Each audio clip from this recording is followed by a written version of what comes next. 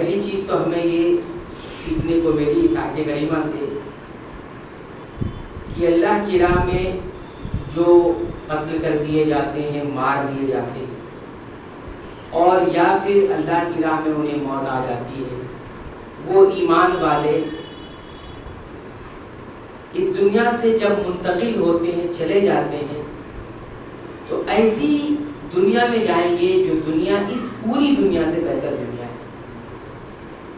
یہ آیت بتاتی ہے ہمیں کہ قتل کیے جانے کے بعد اور موت آ جانے کے بعد جو مومن یہاں سے منتقل ہو کے جس دنیا میں جا رہے ہیں، وہ دنیا اس پوری دنیا سے بہتر ہے۔ کیا فرمایا؟ وَلَئِن مُتُّمْ أَوْ قُتِلْتُمْ فِي سَبِيلِ اللَّهِ لَمَغْفِرَةٌ خَيْرٌ مِّمَّا يَجْمَعُونَ لَمَغْفِرَةٌ مِّنَ اللَّهِ وَرَحْمَةٌ خَيْرٌ مِّمَّا يَجْمَعُونَ، یہ بہتر ہے ان تمام چیزوں سے جو یہ جمع کر رہے ہیں۔ کیا جمع کر رہے ہیں؟ دنیا جمع کر رہے ہیں، دنیا اور دنیا کے اسباب جمع کر رہے ہیں۔ اس پوری دنیا سے بہتر کون سا ہے؟ یہ جو قتل ہو کر یا پھر موت پا کر اس دنیا میں منتقل ہو۔ ایمان ہے ہمارا اس بات پر کہ جس دنیا میں منتقل ہو کر جائیں گے وہ سب پوری دنیا سے بہتر ہے۔ ایمان ایمان ہے، لیکن کیا ہے ایمان ہے؟ پورا تو یہی حاصل کرنے میں لگے، سب کچھ مل جائے، یہاں پہ کوئی چیز باقی نہ رہے۔ ہماری دوڑ اتنی دوڑ اتنی تیز ہے کہ سب کچھ یہی مل جائے۔ وہ کسی نے کہا ہے کہ بڑا عجیب نظارہ ہے اس دنیا فانی کا، بڑا عجیب نظارہ ہے اس دنیا فانی کا، لوگ سب کچھ بٹورنے میں لگے ہیں خالی ہاتھ جانے کے لیے۔ لوگ سب کچھ بٹورنے میں لگے ہیں خالی ہاتھ جانے، جب معلوم ہے کہ جہاں جانا ہے وہ پوری دنیا سے بہتر ہے، پھر کیوں بٹورنے میں لگے ہوئے؟ تو اس کو ایمان نہیں بولتے۔ جس چیز کا انسان کو یقین ہوتا ہے اس کو وہی کام کرتا ہے، یقین اس کا ہے کہ یہی سب کچھ ہے، اس لیے اس کے لیے کام کر رہا ہے، اس کے لیے کام ہی نہیں کر رہا۔ یہ غور کرنا پڑے گا اپنے عقیدے پر، یہ عقیدہ ٹھیک نہیں ہے۔ جو دنیا ہی بٹورنے میں لگا ہے، پوری آخرت چھوڑ کے اس کا عقیدہ یہ ہوگا کہ آخرت بہتر ہے، ہو ہی نہیں سکتا ہے، یہ ہو نہیں سکتا ہے۔ دوسری بات ہمیں سیکھنے کو ملی یہ کہ اللہ رب العالمین کا اپنے بندوں پر کتنا بڑا احسان ہے کہ وہ تسلی دیتا ہے بندوں کو۔ یہ احسان ہے، تسلی دینے والا محسن ہوتا ہے۔ اور ہمیں تسلی کون دیتا ہے؟ دیکھو، دنیا والوں کو دنیا والے ہی تسلی دیتے، کافر کو ایک کافر تسلی دیتا ہے، ایمان والوں کو تسلی اس طرف دیتا ہے۔ یہ بہت بڑی بات ہے میرے بھائی، بہت بڑی بات ہے۔ ہمیں تسلی دنیا والے نہیں دیتے، کون دیتا ہے؟ ہم اپنا جب رب کا کلام پڑھتے تو وہ کلام تسلی دیتا ہے، یعنی رب خود ہمیں تسلی دیتا ہے۔ کیا تسلی دیا؟ یہی تسلی دیا نا کہ تم قتل ہو گئے تو دنیا چھوٹ گئی نا، موت آ گئی تو دنیا چھوٹ گئی نا، اب مل کیا رہا ہے تمہیں؟ خیرن، یہ بہت بہتر ہے، یہ تسلی ہے، یہ تسلی ہے۔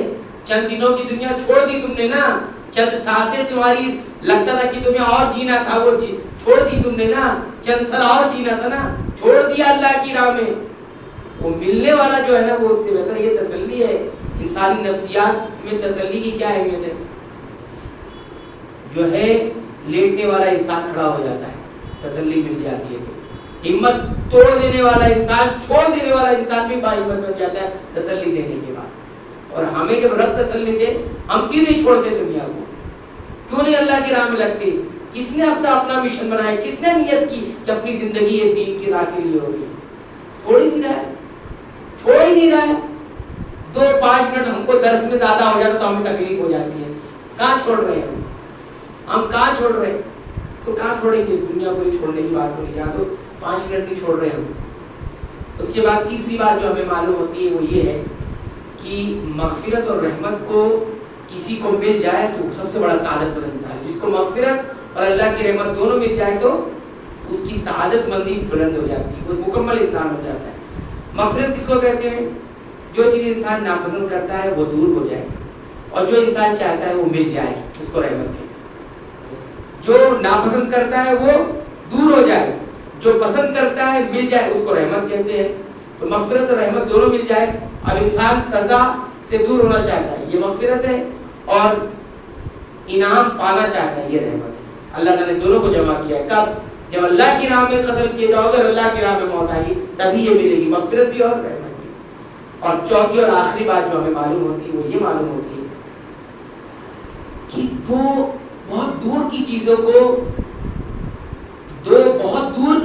جس کا کوئی موازنہ، کوئی کمپیریزن بھی نہیں ہے، کوئی تلنا نہیں ہے، اس کو یہاں پر تلنا دی گئی ہے، موازنہ کیا گیا ہے. دیکھیے ایک چیز ہے دنیا، ایک چیز ہے آخرت. دونوں میں کوئی نسبت ہے، کوئی تلنا ہے، کوئی موازنہ ہے، کوئی کمپیریزن ہے؟ کوئی نہیں ہے. لیکن کمپیریزن کیا گیا اللہ تعالیٰ نے کیا فرمایا؟ وَلَئِن مُتُّمْ أَوْ قُتِلْتُمْ، تم اگر اللہ کی راہ میں شہید کر دیے گئے، قتل کر دیے گئے یا موت آ گئی تمہیں، لَمَغْفِرَةٌ مِّنَ اللَّهِ وَرَحْمَةٌ، اللہ کی رحمت اور مغفرت یہ بہت بہتر ہے، مما یجمعون، اس دنیا سے جمع کرنے والوں چیزوں سے. تو ایک طرف دنیا ایک طرف آخرت ہے، کوئی موازنہ نہیں. پھر بھی اللہ تعالیٰ کہہ رہے بہتر ہے.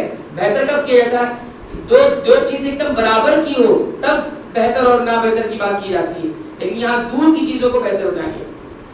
ٹھیک ہے، یہ بھی کر سکتا ہے انسان بتانے کے لیے انسان کو تسلی دینے کے لیے کر سکتا ہے.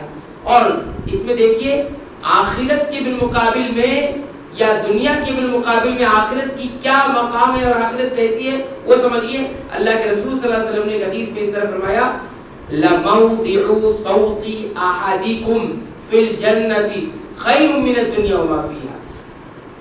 ایک گھوڑ سوار جا رہا ہے، اس کے ہاتھ میں سوٹا ہے، سوٹا جس سے وہ گھوڑے کو یا سواری کو ہانکتا ہے اور چلاتا ہے.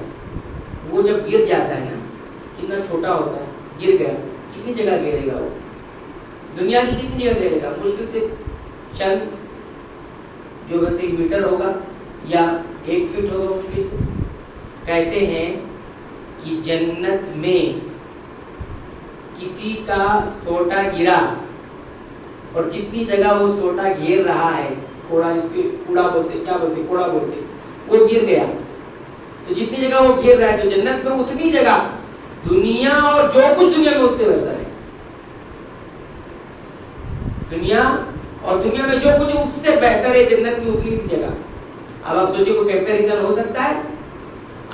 جنت کا اور اس دنیا کی نعمتوں کا کوئی کمپیریزن ہو سکتا ہے؟ لیکن اللہ نے اس کو بھی کمپیئر کر کے بتایا، خیر مما یجمعون، یہ دنیا جو جمع کرے نا اس سے بہتر ہے یہ چیز. اس جنت کی تڑپ ہی نہیں ہمارے پاس. اللہ کے رسول یہاں فرماتے ہیں کہ جنت کا طالب کبھی سوتا ہی نہیں ہے.